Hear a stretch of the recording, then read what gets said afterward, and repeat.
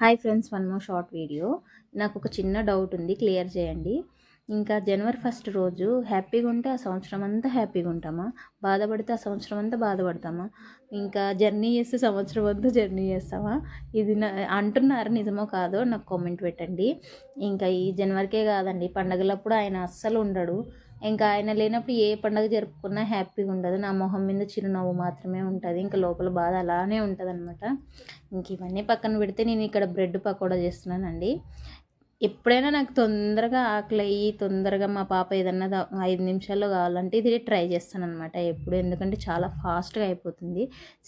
శనగపిండి ఉంటుంది కదా, శనగపిండిని కలిపి పక్కన పెట్టుకొని ఒక 10 నిమిషాలు బ్రెడ్ ముక్కలన్నీ ముంచి డీప్ ఫ్రై చేసుకున్నామంటే చాలా ఫాస్ట్గా అయిపోతుంది. టేస్ట్ కూడా బాగుంటుంది. ఈజీగా తొందరగా కావాలనుకుంటే ఇది ట్రై చేయండి, నిజంగా చాలా బాగుంటుంది. నచ్చితే లైక్ అండ్ సబ్స్క్రైబ్ చేసుకోండి ప్లీజ్.